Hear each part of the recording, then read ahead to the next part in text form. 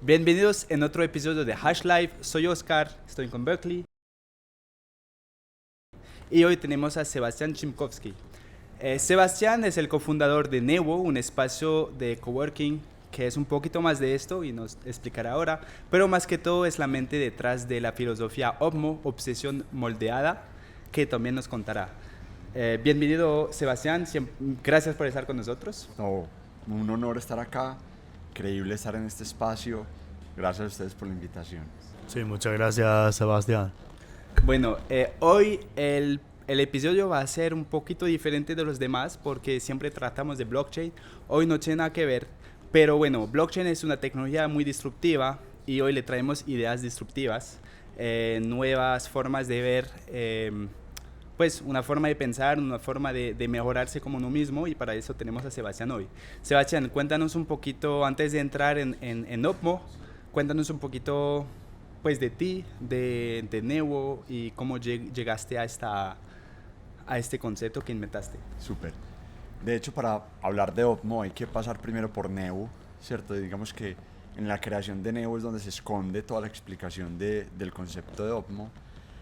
Yo soy psicólogo, pero un psicólogo muy rebelde. Desde muy temprano en la carrera me rebelé como contra la psicología tradicional porque quise enfocarla en temas distintos. O sea, yo no me identificaba con la psicología face to face, psicoterapéutica, así neta, y tampoco me gustaba el tema organizacional de hacer selección de personal, que eran como las dos grandes aplicaciones que ha tenido la psicología tradicionalmente, sino que me empecé a cautivar por cómo el entendimiento del comportamiento humano puede aplicarse a un montón de soluciones mucho más escalables, mucho más impactantes, y que la psicología tímidamente se había metido en eso. O sea, de hecho los profesores de psicología, pues vos los ves y siguen hablando de la psicología de hace 50 años, de Freud, o sea, todavía muy filosófica,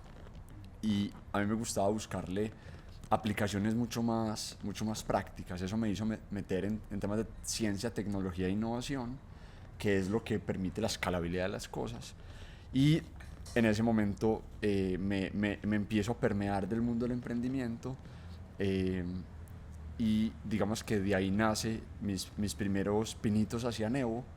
Me junto con dos socios, Simón y Santiago, empezamos a conectar ideas. Para contarles rápidamente, lo que vimos es que nos dimos cuenta que el mundo profesional, las dinámicas de los lugares de trabajo que estábamos viviendo no solamente en Colombia, sino en gran parte del mundo, son dinámicas que se crearon en la era preindustrial e industrial. Y desde eso no se han actualizado. O sea, seguíamos pues antes de pandemia recorriendo largas distancias, contaminando para llegar a un lugar centralizado. O sea, modelo donde yo voy, encuentro mi puesto de trabajo, al lado está Raquel, al frente está Camilo y al lado está Julián, y pueden pasar 15 años donde nos llegamos todos al mismo lugar, me encuentro con Raquel, con Cristian, con Julián, y el conocimiento se queda ahí. Nosotros empezamos a ser muy osados en coger tecnología, en coger información, en todo lo que estaba pasando en el mundo para imaginarnos realmente las dinámicas del trabajo del futuro. Nos dimos cuenta que eran descentralizadas, que eran flexibles, que eso iba a dinamizar el conocimiento. O sea, yo ya no solamente me voy a encontrar con los de mi propia industria, sino que puedo tener al lado un médico, al frente puedo tener un ingeniero y a la izquierda puedo tener a un cocinero, a un chef. ¿Y qué pasa en una conversación entre toda esa diversidad de conocimiento? Digamos que así nace Newo. Creamos una plataforma de este tipo de atmósferas y de hábitats pensando en el trabajo del futuro.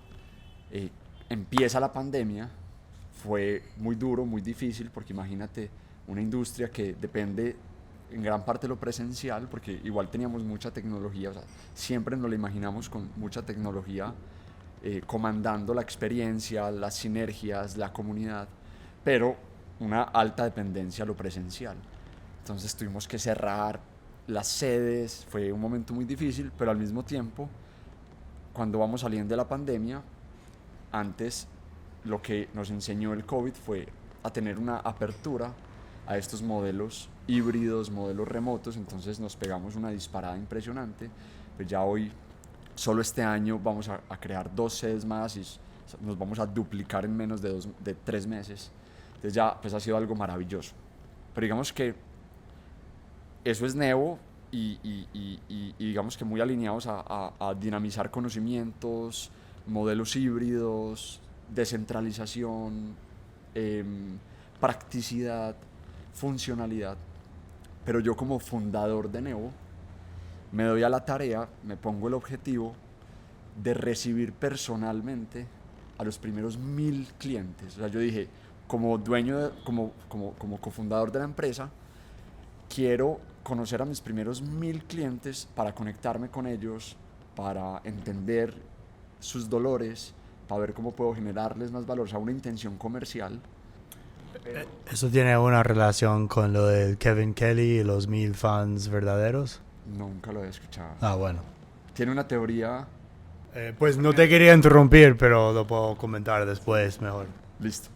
Pero digamos que puede haber algún tipo de conexión de conocer esos primeros 1000 creyentes, ¿cierto? Esos primeros grandes abanderados de la empresa.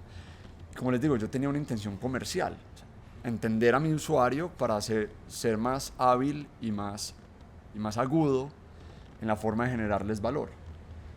Con lo que yo no contaba es que tenía todo ese tema de psicología y nunca he dejado de ser psicólogo. A mí realmente, yo conté más de 800 cafés, o sea, más de 800 conversaciones. Eso se me volvió un laboratorio. Conocer 800 historias y de la diversidad que les mencioné.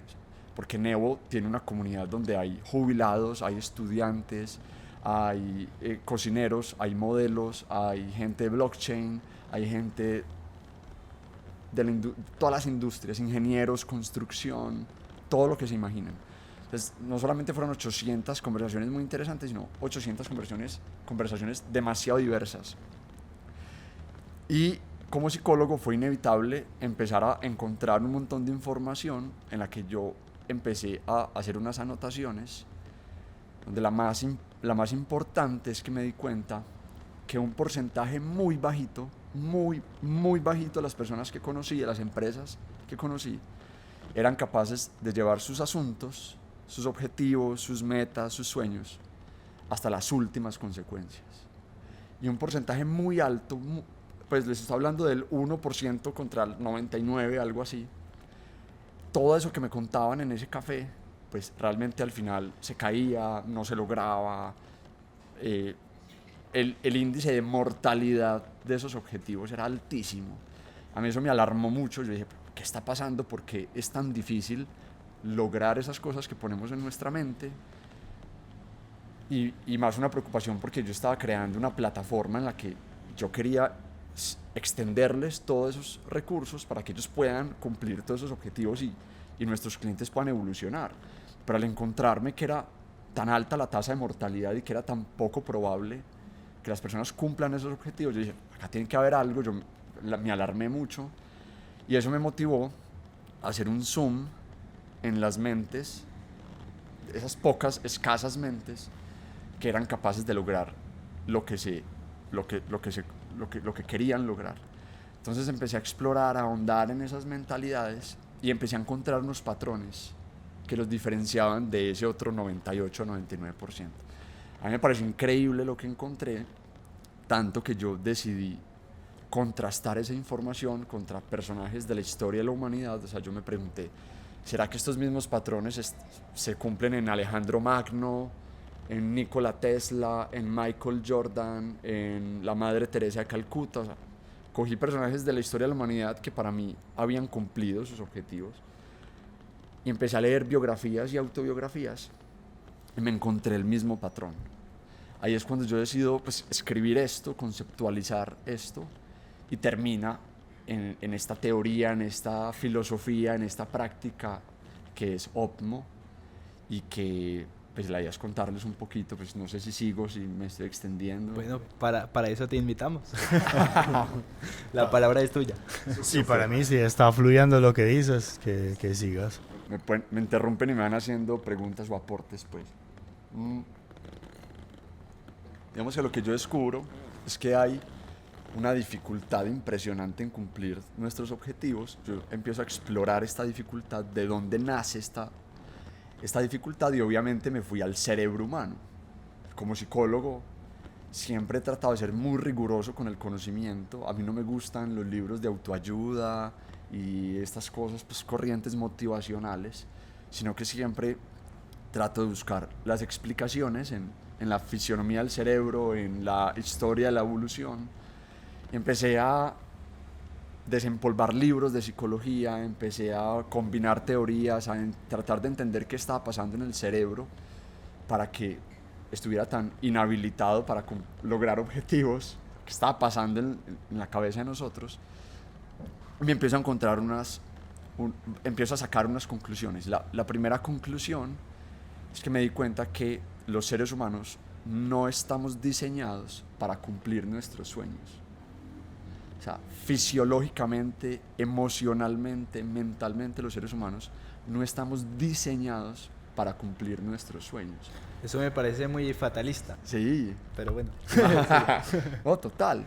Imagínate, pues, descubrir eso y llegar a ese insight.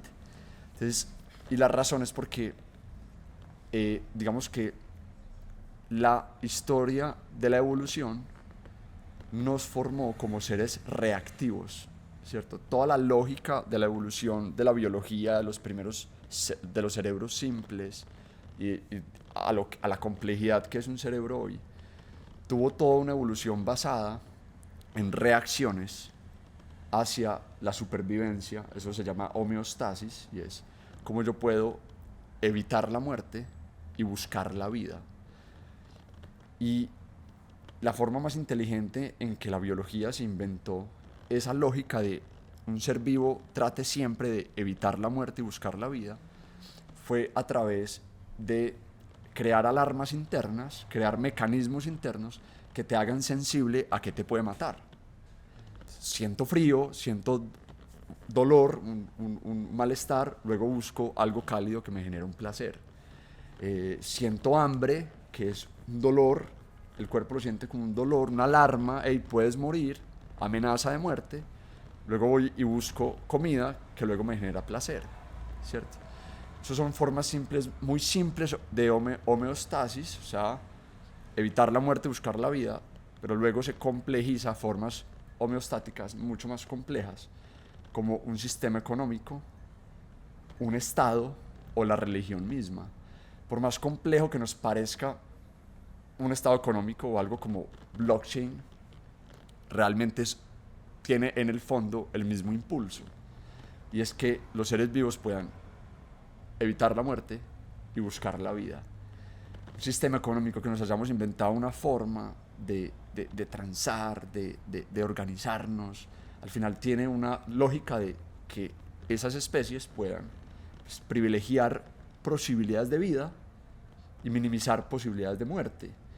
Los estados, que exista un estado como Colombia, como Estados Unidos, toda esa lógica, todas esas normas, todas esas constituciones al final buscan lo mismo: evitar posibilidades de muerte y privilegiar posibilidades de vida. Y la religión misma, como un mecanismo muy complejo de, pues, inclusive cómo lo llevamos más allá de la muerte, como inclusive es tanto lo que necesitamos buscar la vida y evitar la muerte, que nos inventamos un montón de cosas a través de la religión para pensar que después de la muerte vamos a seguir buscando la vida y evitar la muerte. Es un tema muy bonito de cómo realmente todo lo que hacemos, todo por más complejo que parezca, sigue el mismo impulso simple de supervivencia y de evitar la muerte. Pero la clave está en cómo la biología se inventó ese mecanismo. ¿Qué estrategia utilizó la biología por miles de años para hacerlo? Y fue a través de, primero, ser sensibles a las amenazas, y luego que hay una amenaza, pues yo me activo, me impulso, actúo para defenderme de esa amenaza y buscar algo que luego me genera vida relacionado con un placer. Eso hace que todos los seres humanos, imagínense esa lógica rodando miles y miles y miles de años, miles y miles de años. Eso hace que hoy, ¿cómo nos afecta eso hoy? Es que los seres humanos somos dependientes a las situaciones límite para poder actuar. Los seres humanos dependemos de crisis, dependemos de movimientos amenazantes para poder desbloquear la energía y actuar al respecto.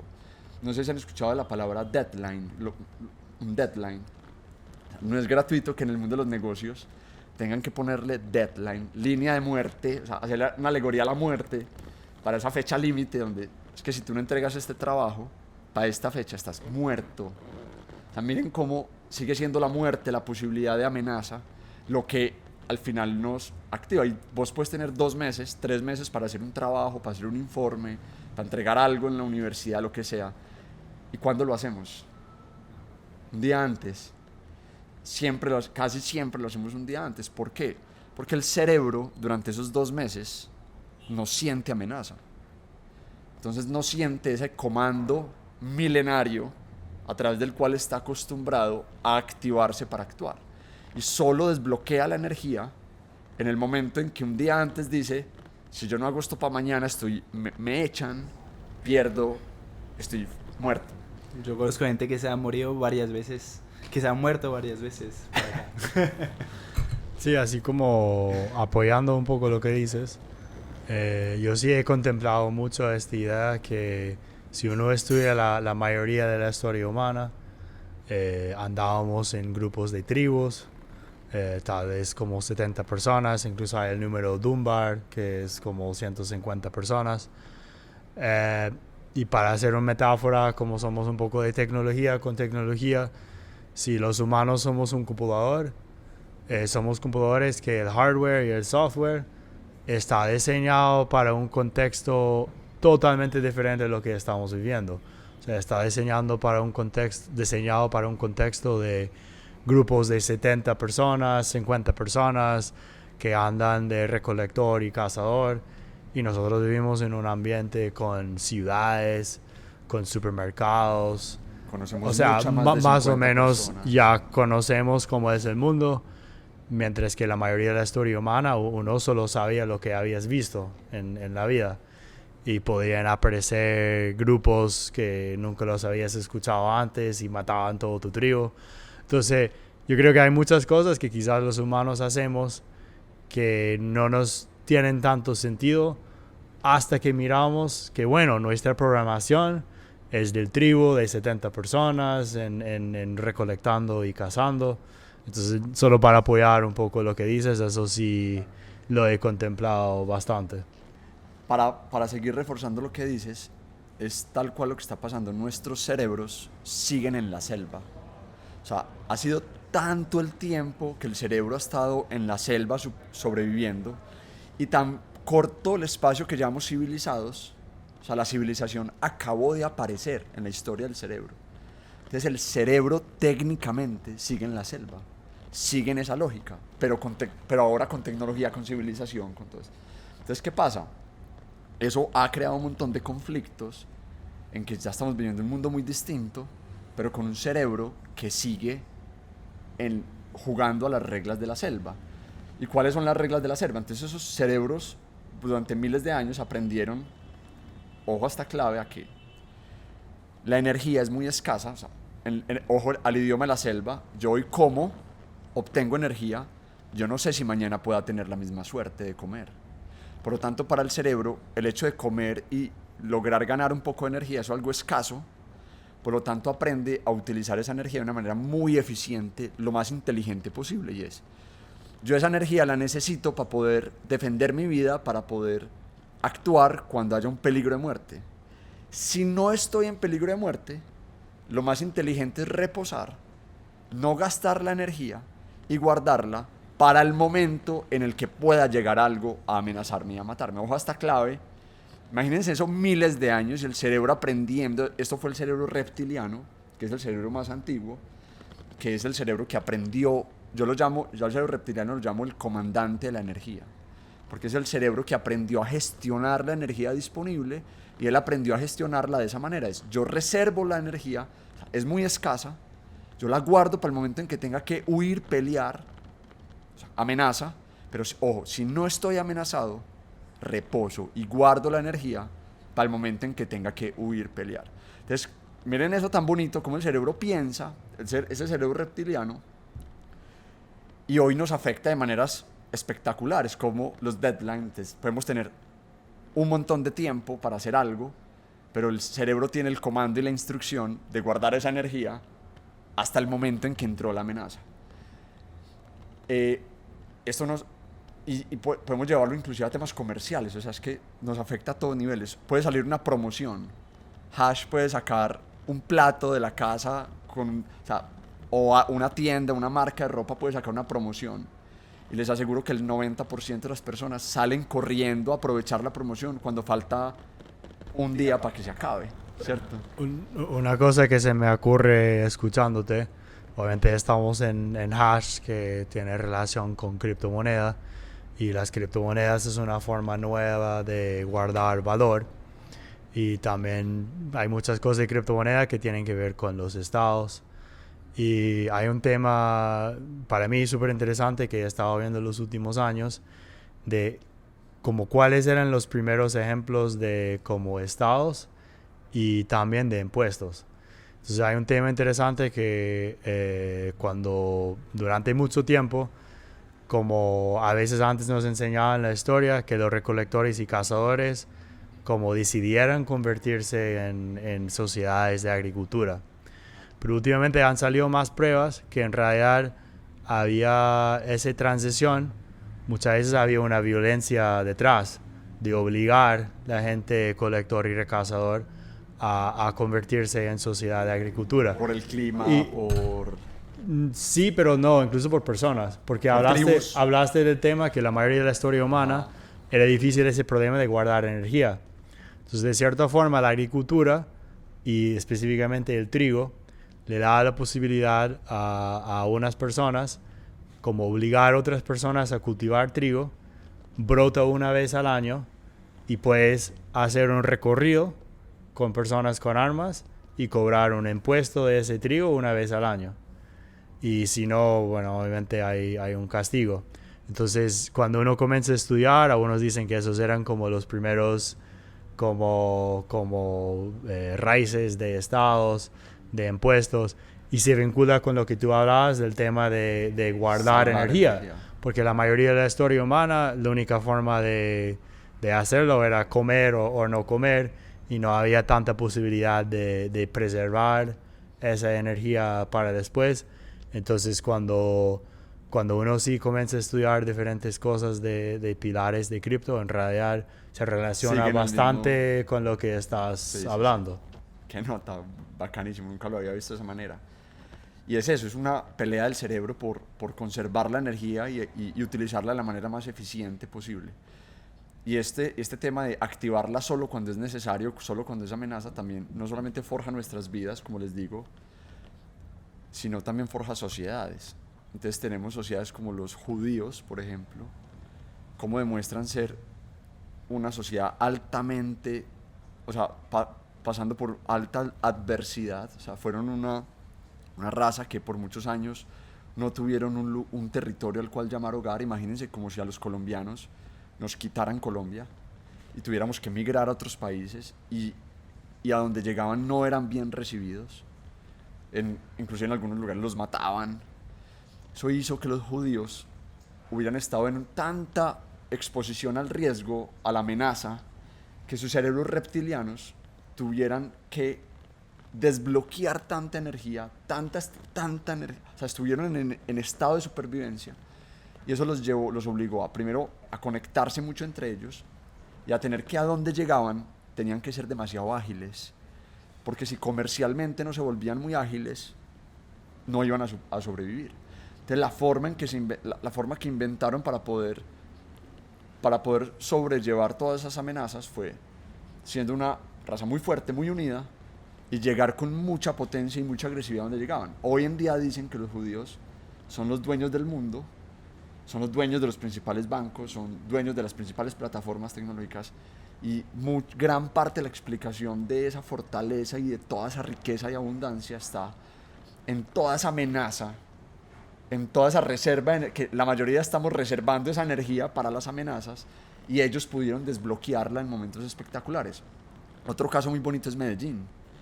Medellín hace 30 años era considerada la ciudad más peligrosa del mundo, o sea, por estándares internacionales. Medellín era considerada la ciudad más peligrosa del mundo. Pues creo que en inglés lo decían el capital del asesinato ahora o así. Era impresionante.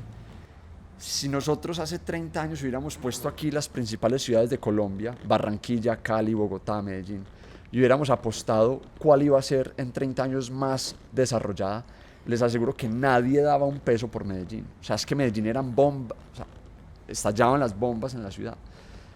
Y solamente en 20 años, Medellín pasó de ser la ciudad más peligrosa del mundo a ser, también por estándares internacionales, la ciudad más innovadora del mundo.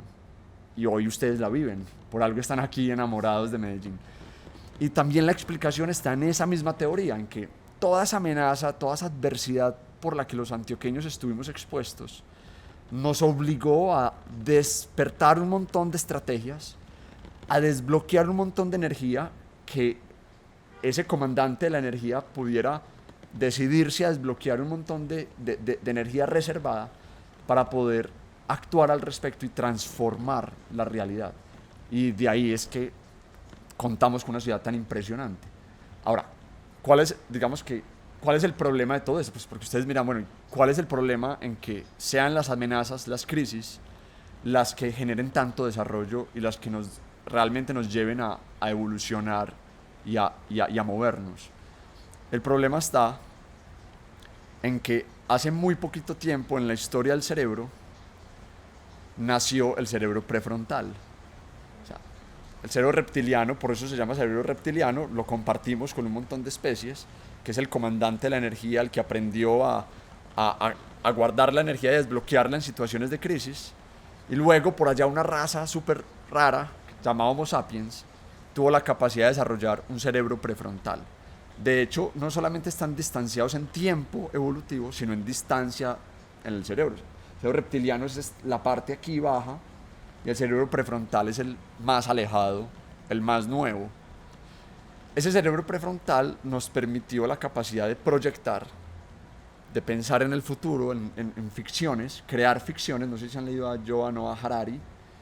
Toda la capacidad humana de pensar en cosas que no existen, en crear escenarios hacia el futuro. Pero lo que pasa es que eso es una aparición absolutamente novedosa en la historia del cerebro. O sea, si comparas la historia del cerebro reptiliano, el cerebro prefrontal acabó de nacer en la historia. Ahí estás hablando del libro Sapiens, ¿cierto? Sí, total. Sí, no, a mí me llamó mucho la atención ese libro, porque en realidad se vincula un poco, o sea, ahí habla mucho de las sociedades, pero uno ve las mismas cosas en los individuos, que lo que realmente nuestros cerebros como siguen, no es como datos diferentes en conexiones, sino una historia. Y que básicamente, como lo que yo saqué de ese libro, es que la diferencia entre humanos y otras especies es que somos capaces de crear historias entre nosotros sin conocernos. Por ejemplo, el mismo concepto de una ciudad, como Medellín. Es una historia que yo no conozco toda la gente de Medellín, pero los dos entendemos una historia de Medellín y un nos concepto. Permite cooperar. Y eso sí lo encuentro muy interesante. Yo muchas veces recuerdo que cuando hay datos que a mí me significan una cosa, pero otras personas otra cosa, bueno, tal vez entendemos historias diferentes, y que sí, es súper poderoso ese tema de las historias, las narrativas, y en realidad yo creo que como es lo mismo para los individuos, cuando uno piensa de nuestro pasado, lo que podría haber pasado con un familiar, una pareja, etcétera, como tomamos estos eventos, esos datos y vamos creando historias en el cerebro, ¿cierto? Que son ficciones. O sea, no existen, son ficciones. Es como con la bendición y la maldición del ser humano al fin. Porque, claro, o sea, lo que nos diferencia de los animales, pues de los demás animales, digamos, pero también es lo que más, o sea, todas las filosofías ahora dicen, vuélvete al presente. Sí. Entonces, como, ¿para qué? Total.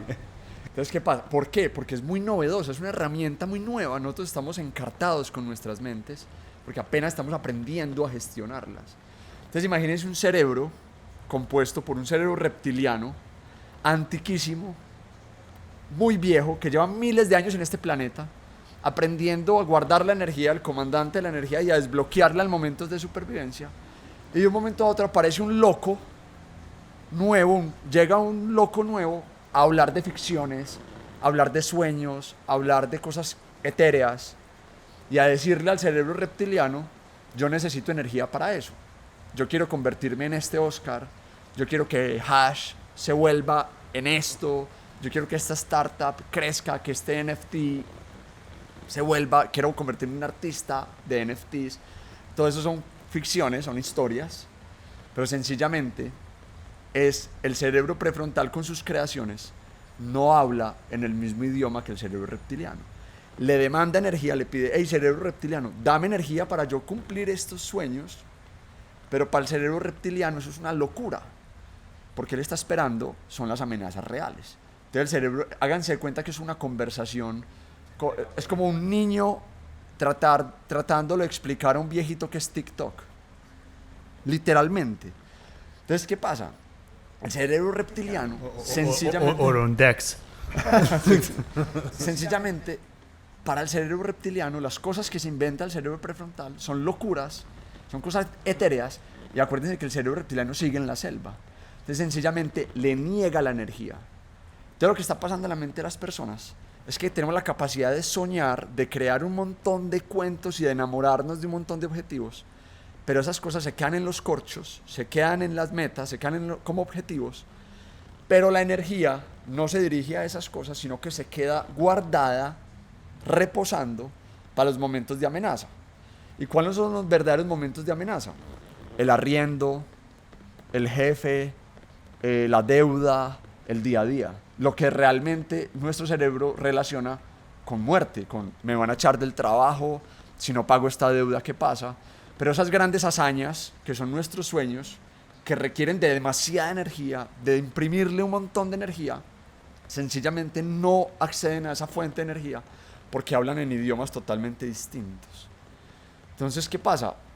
Es un problema técnico. La mayoría de las personas se mueren sin cumplir sus sueños, y lo que yo encontré en Neo, en esas 800 personas que conocí, es que la mayoría de personas realmente no tienen la capacidad de conciliar sus creaciones prefrontales con las capacidades reptilianas. Sencillamente sueñan con una cosa, pero su energía se va hacia otros elementos. Y eso es una fuente de gran frustración. De hecho, hicieron encuestas a personas próximas a morir en distintas partes en distintos países del mundo y en distintos momentos de la historia, y les preguntaban, ustedes pueden buscar estas encuestas: ¿usted qué haría distinto si pudiera devolver el tiempo? ¿Usted qué le diría a su yo del pasado? Y el 99% de las respuestas era: yo hubiera luchado más por mis sueños, yo no hubiera vivido la vida que me impusieron, sino que hubiera sido pues hubiera luchado con mayor ahínco hacia mis objetivos. Eso demuestra que las personas realmente se mueren sin poder cumplir sus sueños. Y cuando descubro que realmente es un problema técnico, un problema de cómo se desarrolló el cerebro por miles de años, y hago el zoom en estas mentes, en este bajo porcentaje de personas que eran capaces de realmente cumplir sus objetivos, me doy cuenta que por algún motivo extraño ellos son una trampa a la norma y tienen la capacidad, vean esta locura, de convencer al comandante de la energía, del cerebro reptiliano, de que sus sueños, de que sus objetivos realmente son asuntos de vida o muerte. Por algún motivo son capaces de traducir sus sueños al idioma de la selva.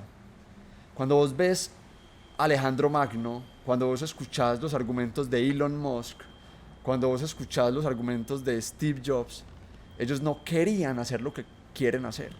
Ellos tenían que hacerlo.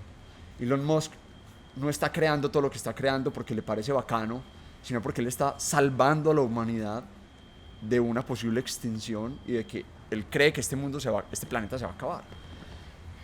Coges a Tesla, coges a Magno, coges a Michael Jordan, o sea, Cristiano Ronaldo, o sea, no solamente empresarios, sino deportistas. Y cuando vos le haces una anatomía a la mente de Michael Jordan, si se vieron el documental, van a poder ver la manera en que este tipo pensaba.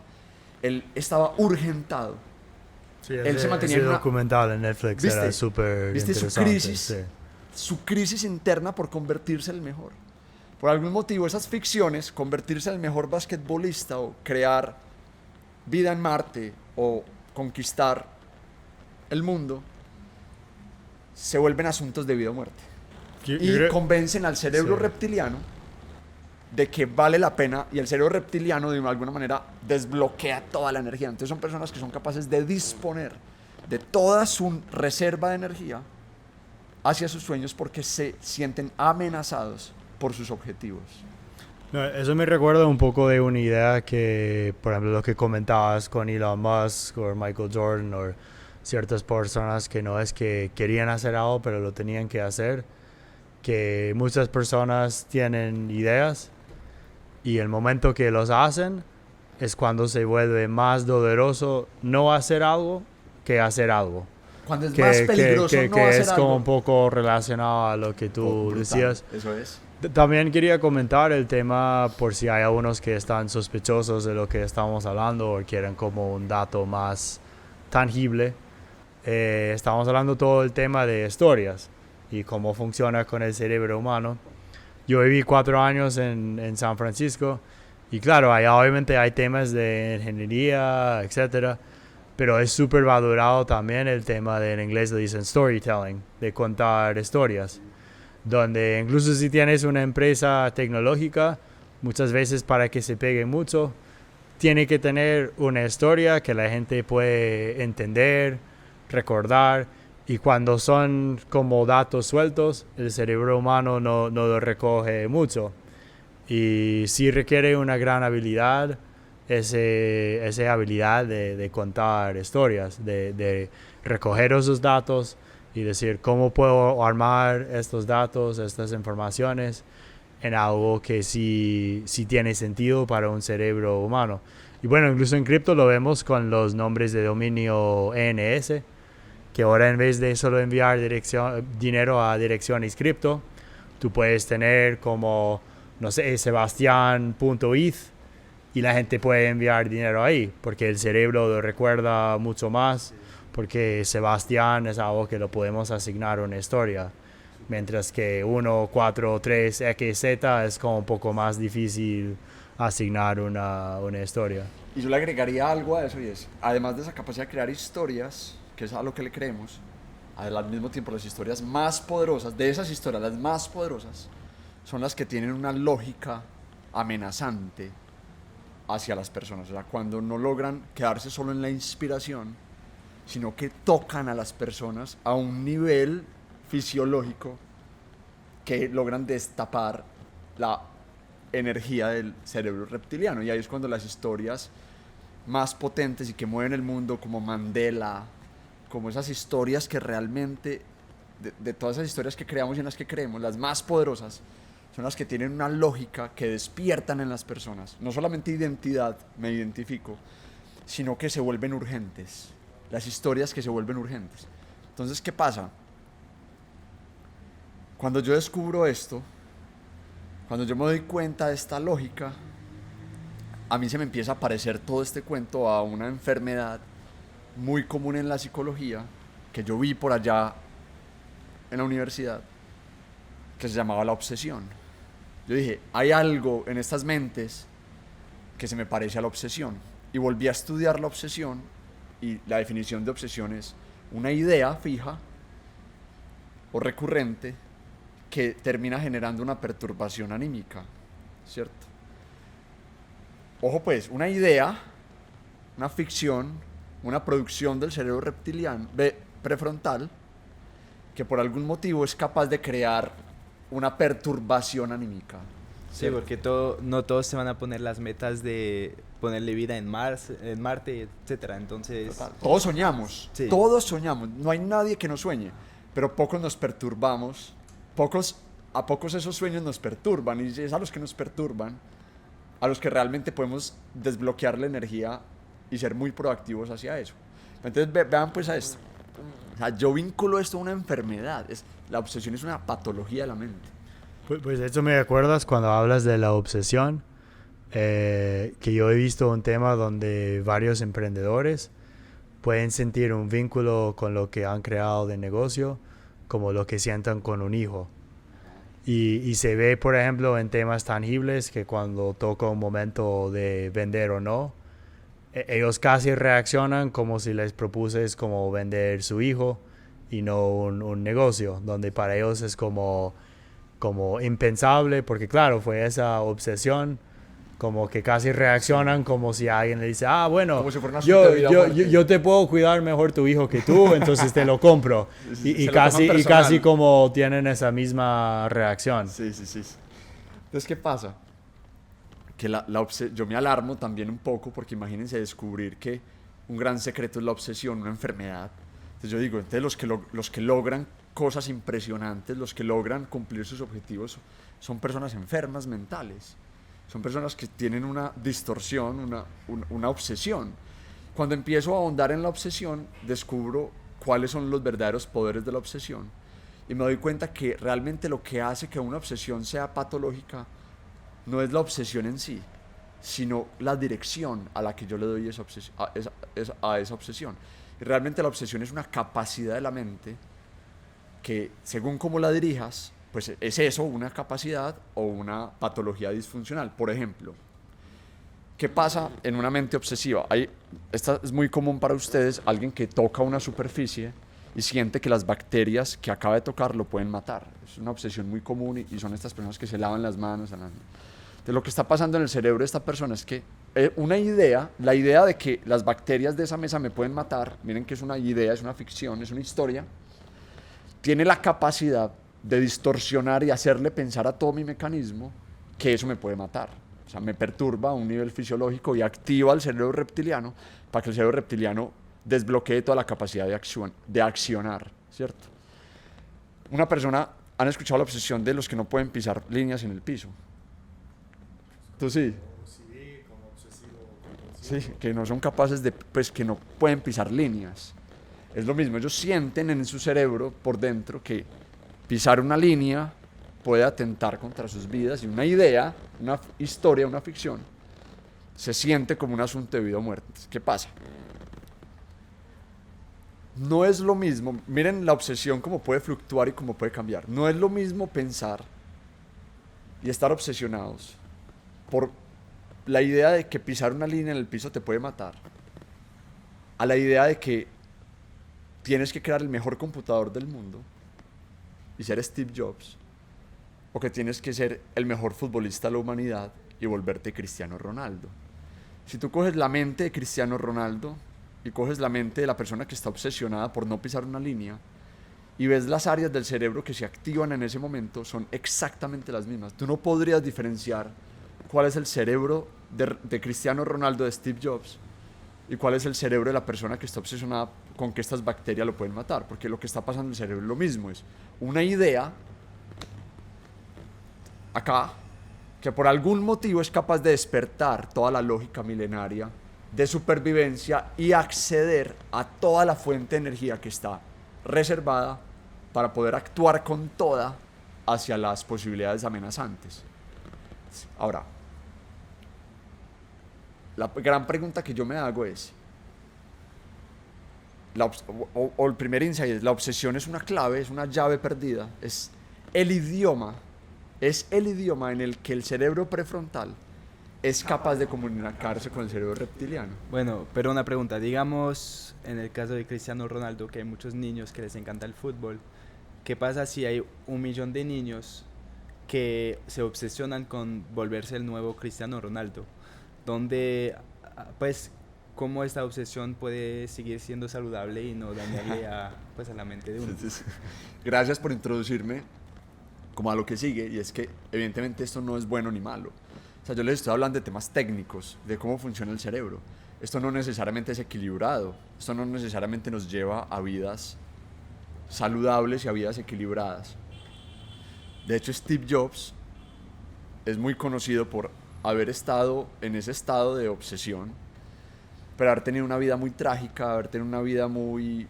De hecho, si vos lees las historias de sus colaboradores, de sus empleados, este man le pasaba por encima a todo el mundo. Imagínense ustedes levantarse todos los días con la obsesión de crear el mejor computador del mundo. O sea, eso es una cosa que te genera una pérdida de control impresionante. Sí, no, de hecho, incluso hasta hoy en día en San Francisco no es tan difícil conocer personas que pueden decir, yo sí conocí a Steve Jobs y era una tarbán. Sí. Bueno, entonces, ¿qué pasa? Con lo que dices ¿qué pasa si todo el mundo quiere ser Cristiano Ronaldo? ¿Qué pasa? Yo me hago la misma pregunta.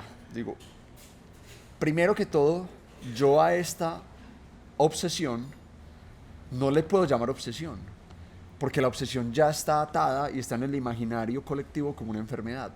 Yo a este tipo de buena obsesión tengo que ponerle otro nombre. Busco y no encuentro nada. Todo es obsesiones, patología y mentes como la de estas personas que nadie las ha estudiado a fondo.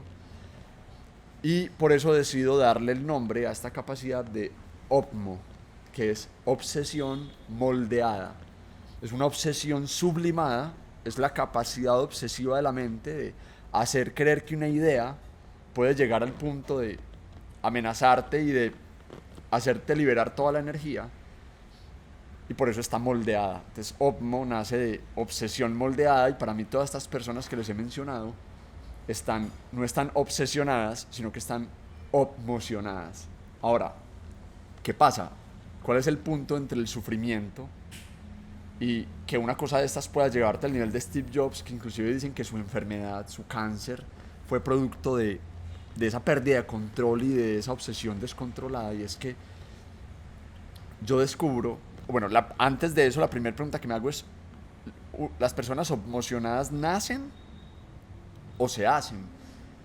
Todos estamos... Sí, muy de psicólogo esa pregunta. Sí, ¿no? o sea, todos estamos destinados a ser testigos y a ser, digamos que fanáticos de los emocionados. O yo puedo emocionarme, yo puedo crear una OPMO en mí. Y lo que hago es que empiezo a analizar la metodología que utilizamos los psicólogos para quitar obsesiones. De eso hay mucha bibliografía, y hay métodos ya certificados de cómo los psicólogos quitamos las obsesiones. Y yo hice una cosa terrible, eso no lo vayan a publicar porque me pueden demandar. Y es que yo cogí esos pasos de cómo los psicólogos quitamos obsesiones y los invertí para para ver si yo era capaz de, en vez de quitar una obsesión en ti, yo era capaz de sembrar una obsesión en ti.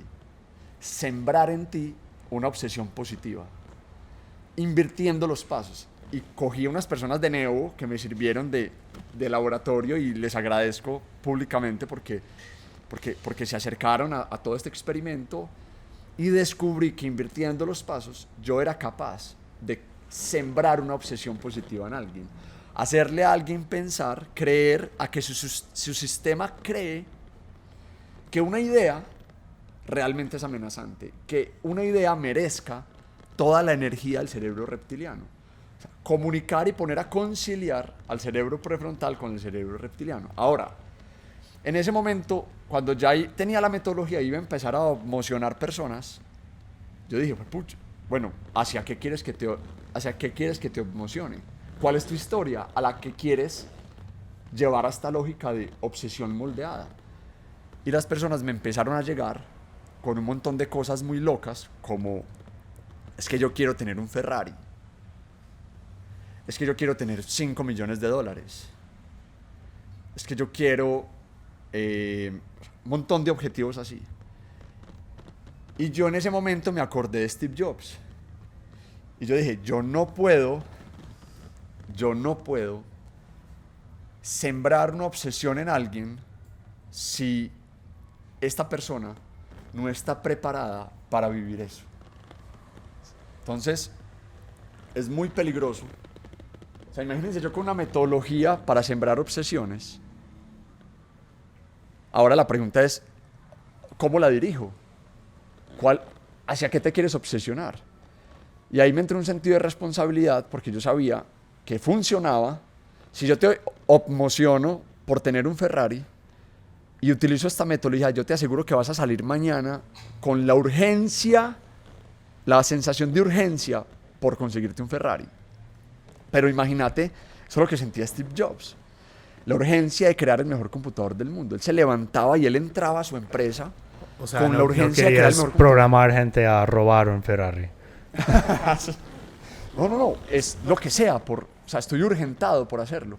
Entonces, Steve Jobs, lo que humanamente, en términos de tiempo, se podía hacer en 2 años, para él se tenía que hacer en 2 semanas. Y él hacía que se hiciera en 2 semanas. Y se levantaba todos los días con esa urgencia. Y yo a eso, toda esa lógica, yo la llamo la enfermedad del Ferrari. Y es cuando tú esa obsesión la tienes externalizada en algo que te hace sentir una pérdida de control. Sebas, mencionaste a Steve Jobs, pues le dijiste que él culpó su cáncer a su obsesión. Hablaste de Elon Musk también y bueno, yo que me gusta mucho pues la misión de Elon Musk y todo, y que he visto varias entrevistas de él no le desea a nadie de estar en su posición por cómo le está pasando en su mente. Entonces yo te pregunto, ¿la obsesión es compatible con la felicidad, según ti? Gracias por hacer esas preguntas porque... O yo le agrego si eso es la pregunta correcta o no. Sí. Yo a eso le llamé la enfermedad del Ferrari. Y es que es muy peligroso obsesionarse de una manera no dirigida, de una manera no contenida y hacia elementos externos. ¿A qué voy? Cuando toda esa idea de obsesionarte y de sentir alta amenaza, o sea, que tus inspiraciones al mismo tiempo sean tus amenazas, eso va a liberar mucha energía, o sea, eso funciona. Yo les estoy hablando de temas técnicos. Eso funciona y alinea toda la fuerza del reptiliano con la energía del prefrontal y te va a poner como una flecha hacia tus objetivos. Pero eso no necesariamente te va a llevar a una vida feliz. ¿Por qué? Porque si tú tienes externalizada esa energía, tú siempre vas a estar persiguiendo un elemento externo en el que vas a sentir una pérdida de control constante. Dime tú cuándo logras tener el mejor computador del mundo. Nunca. Tú hoy pues que crees este computador y siempre puede haber otro computador que es el mejor computador del mundo. El próximo MacBook.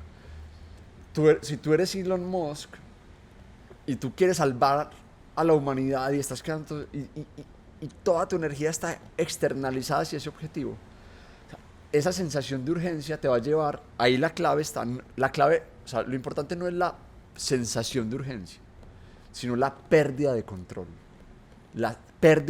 hacia tu objetivo. Y descubrí que siempre que está externalizada, hay pérdida de control. Y en ese momento, descubro toda la segunda parte de Opmo, que es cuando ya esto se vuelve una filosofía, y está en que me doy cuenta que detrás de nuestros grandes objetivos, nuestros grandes sueños, nuestras grandes proyecciones, siempre hay una versión de nosotros mismos que es capaz de cumplirlas, ¿cierto? Que es capaz de cumplirlas. Si yo te pregunto a ti, te emociono por tener un Ferrari, y mañana te pregunto, Oscar, ¿cómo vas con el Ferrari? Tú me vas a decir, pues huevón, de ayer a hoy ahorré $5 y puse un fondo de pantalla. O sea, voy muy lejos, me falta exagerado. Cambio, si yo te pregunto de hoy a mañana, Oscar, ¿cómo vas convirtiéndote en la versión de ti mismo que es capaz de algún día tener un Ferrari? Vos me puedes decir que empezaste a buscar información y conocimiento como la versión de Oscar que es capaz de tener un Ferrari. Buscó las relaciones y está empezando a rodearse de las personas que lo pueden llevar algún día a tener un Ferrari, que está obteniendo los hábitos y se está alimentando como la versión tuya que algún día es capaz de tener un Ferrari. Entonces, si te das cuenta, siempre detrás de tus sueños hay una versión de ti que es la que es capaz de manifestar esa realidad. Ahora, es el mismo sueño tener un Ferrari, pero si tu energía está en el Ferrari, está externalizada, pérdida absoluta de control, siempre vas a estar muy lejos. Pero si tú partes del Ferrari, pero lo traduces y lo llevas a ¿cuál es mi versión? ¿Cuál es el Sebastián? ¿Con qué tipo de atributos un Sebastián, una versión mía, es capaz de llegar a tener un Ferrari? Automáticamente humanizas ese sueño y te estás dando un montón de rutas, un montón de acciones que se pueden ejecutar hoy mismo, que te pueden dirigir a eso.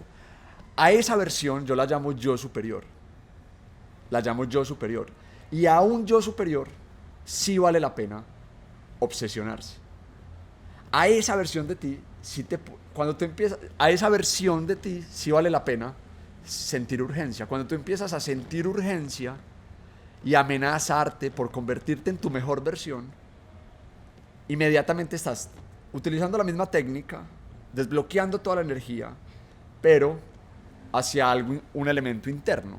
Que si Ferrari se acaba y le ponen una bomba, Ferrari deja de ser Ferraris, pues toda tu energía estuvo centrada en una versión de ti misma que está generando un montón de atributos.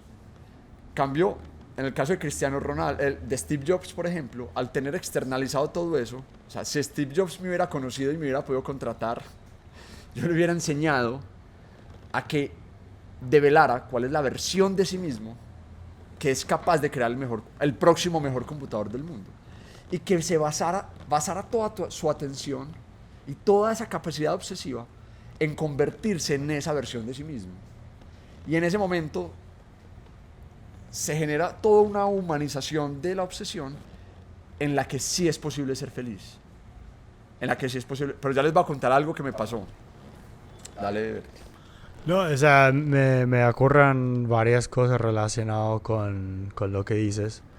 Uno es el concepto de la medicina asiática y el fuego, que básicamente dicen que los seres humanos tenemos como diferentes componentes y como ellos describen el fuego, me recuerda un poco a como tú describes la obsesión, que es como algo como positivo cuando sea como algo dirigido y no algo como muy fuera del control.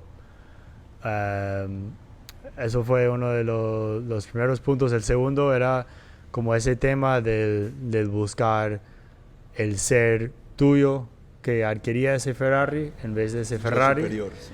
Es un concepto que he visto en el libro de Atomic Habits, Hábitos Atómicos, creo que se puede traducir, de James Clear, donde habla mucho de esta idea de cómo cambiar tu identidad. Y incluso lo he escuchado en podcasts de Freakonomics, que supuestamente es de economía, pero trata muchos temas, que por ejemplo las personas que más han logrado cosas, por ejemplo, no sé, bajarse del peso en el gimnasio, no son personas que dicen yo voy al gimnasio todos los días, sino son personas que dicen yo soy el tipo de persona que va a los gimnasios todos los días, y crean como otra identidad. Enfocan su atención en la versión de sí mismos. Y lo último, aunque quizás suena superficial, igual somos seres biológicos, hay evolución como biológica, etc. Creo que fue Joe Rogan que dice una frase como intenta ser el tú, que es como el tú que tú presentas cuando intentas conquistar a alguien. Que en vez de solo decir eso, es como, bueno, como cómo me presento a alguien que quiero conquistar y luego, ¿qué puedo hacer para realmente ser esa persona?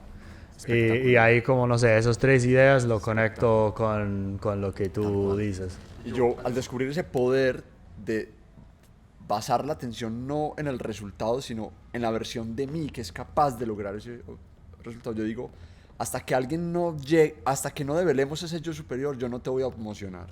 O sea, yo no voy a aplicar este método inverso de sembrar en ti una obsesión hacia algo, si no es hacia tu yo superior. Porque si no vas a perder el control. Pero me encontré, ojo a esto, con que el yo superior no funciona. O sea, todo lo que les vengo hablando es mierda. No funcionaba. No, el yo superior no funciona. Ahora empezamos la charla entonces. Ya, si no hemos empezado. O sea, todo lo que les he hablado del yo superior es mierda, porque el yo superior... No, Oscar, el yo superior no funciona. ¿Por qué? Porque así así sean sueños que están llevados a una versión de ti mismo, sigue siendo una producción de tu cerebro prefrontal. Sigue siendo una historia. Tu yo superior, tu mejor versión posible, sigue siendo una historia. Entonces, yo creo que te podría gustar Alan Watts, por si no lo conoces. Sí, no. Gracias. Parece que alguien del público sí lo conoce. Sí, por allá dijeron, por allá se regocijaron. Entonces, ¿qué pasa? El yo superior, increíblemente, tampoco es capaz de convencer al cerebro reptiliano que libere energía hacia él. O sea, para el viejito, yo le llamo el viejito comandante de la energía, el yo superior sigue siendo un loco, sigue siendo un sueño, no está en su no es un león o una tribu que viene a amenazarte, sigue siendo una locura de ese niño, de ese cerebro prefrontal que está soñando. Y lo que pasa es que el cerebro reptiliano sigue le sigue negando la energía al cerebro prefrontal, al yo superior. Entonces yo en ese momento dije, se me acabó Opmo, esto no funciona. Hasta que se me ocurrió crear una estrategia para ser capaz de activar al cerebro reptiliano, de hacer sentir al cerebro reptiliano amenazado hacia el yo superior. Y adivinen qué cree. El yo inferior, tu peor versión posible. Así como tú tienes un yo superior y un potencial en convertirte en tu mejor versión, eso es ciencia. O sea, esto cuando era una semilla era potencialmente una hoja muy bonita, pero también se podría podrir. Ustedes potencialmente, tenemos que acabar esto ya. 5 minutos. Listo, 5 minutos. Así como potencialmente tú te puedes convertir en tu mejor versión, todos tus atributos llevados a la máxima expresión, tú también te puedes podrir y te puedes convertir en tu peor versión. Cuando tú también aclaras tu peor versión y la metes en la lógica de Opmo, se crean dos personajes. Uno que activa el cerebro prefrontal, que es la inspiración absoluta, es tu yo superior, y el otro es tu yo inferior, que activa toda tu lógica amenazante. Es una amenaza constante por no convertirte en la persona en que no te quieres convertir y que es posible. O sea, cualquiera de nosotros nos podemos convertir en nuestra peor versión. O sea, es un viento atrás, es un motor moviendo desbloqueando toda la energía, pero hacia un norte muy claro, hacia un norte, una brújula muy clara, que es tu yo superior, tu máxima versión posible. Alineando los dos cerebros, yo los represento en esta lógica: amenaza e inspiración, yo inferior y yo superior, como dos elementos, dos historias que logran por fin, activar toda tu fuerza cerebral para tener un norte muy claro, una inspiración muy clara, que es tu máxima versión posible, capaz de manifestar todos tus objetivos, pero al mismo tiempo activando toda la energía a través de tener también muy claro en quién no te quieres convertir. Cuando tú logras eso, es que logras generar una opmoción, y logras ser feliz en tu camino hacia la opmoción, porque es que estar opmocionado, tu mejor versión posible no tiene que ser Steve Jobs, no tiene que ser Elon Musk, puede ser la mejor mamá del mundo, ser la mejor mamá para tus hijos, y ese puede representar tu yo superior, y tu gran amenaza puede ser convertirte en el peor ejemplo para tus hijos. Entonces miren que estoy democratizando la capacidad que está utilizando Elon Musk, pero se la estoy llevando a una persona en que no todos nos tenemos que convertir en Cristiano Ronaldos, pero sí todos merecemos saber cómo funciona nuestro cerebro, para saber qué zonas tengo que activar, para poder no morirnos con nuestros sueños en el corcho, no morirnos con nuestras grandes aspiraciones inconclusas, sino realmente ser capaces de liberar al viejito, de conciliar al viejito para que nos entregue toda la energía hacia en quién nos queremos convertir. Y todo eso y mucho más es la práctica de Opmo. Súper. Bueno, Sebastián, yo creo que necesitaremos una segunda charla en el futuro, porque ya se nos acabó el tiempo. Muchas gracias. De pronto, ¿cuál sería, si tuvieras que dar un mensaje de 10 segunditos, que es lo que nos queda para nuestra audiencia, el mensaje de Sebastián Chilkowski para Hash Life? Es que procuren que sus grandes inspiraciones sean a la vez sus grandes amenazas, y que sus grandes amenazas al mismo tiempo sean sus grandes inspiraciones. La mayoría de la gente tiene eso desalineado. Lo que lo inspira no es lo que lo amenaza en el día a día, y ahí hay sufrimiento. Cuando lo que más te amenaza en tu día a día al mismo tiempo es lo que te lleva a tus grandes inspiraciones, digamos que ese es el gran último mensaje.